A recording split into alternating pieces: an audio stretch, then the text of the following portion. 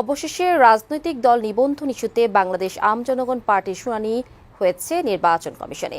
গণবিজ্ঞপ্তি জারি হওয়ার ৩ মাস ২২ দিন পর শুনানি করল কমিশন। বৃহস্পতিবার সকালে নির্বাচন ভবনে শুনানিতে ৪ জন নির্বাচন কমিশনার, বাংলাদেশ আম জনগণ পার্টির প্রতিনিধি দল এবং যারা গণবিজ্ঞপ্তি জারির পর আপত্তি জানিয়েছেন তারা অংশ নিয়েছে।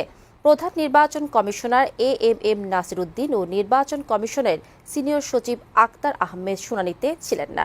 শুনানি শেষে দলটির আহ্বায়ক ডক্টর মোহাম্মদ রফিকুল আমিন প্রত্যাশা জানান তিনি ন্যায় বিচার পাবেন। এছাড়া সদস্য সচিব ফাতিমা তাসনিম বলেছেন, ষড়যন্ত্রের মাধ্যমে নির্বাচন কমিশনকে প্রস্তাবিত করে বাংলাদেশ আম জনগণ পার্টিকে নির্বাচনের বাইরে রাখা হয়েছে। কোনো অন্যায় সিদ্ধান্ত মেনে নেওয়া হবে না। রাজনৈতিক দলের নিবন্ধন নিয়ে আপনারা ৮-৬-৯ করবেন না। আমরা আশা করছি ন্যায়ের প্রতি শ্রদ্ধাশীল নির্বাচন কমিশনের পক্ষ থেকে আমরা ন্যায় পাবো। তারা আমাদেরকে আশ্বস্ত করেছে বিগত দিনের মিটিংয়ে যে এখানে কারো প্রতি কোনো অন্যায় করা হবে না, রাজনৈতিক দলের সাথে ন্যায় করা হবে। ওনারা বলছেন যে জানাবেন, কমিশনার বলেছেন আমরা দুই পক্ষের কথা শুনেছি, আমরা আলোচনা করব, করে আপনাদেরকে জানাবো। আমার বিশ্বাস হয়েছে ওনারা আমাদের কথাগুলা আমলে নিয়েছেন এবং ন্যায় বিচার করবেন এবং সত্য ওনারা উদ্ঘাটন করতে পেরেছেন। আমার বিশ্বাস ওনারা সত্য বুঝে ফেলছেন।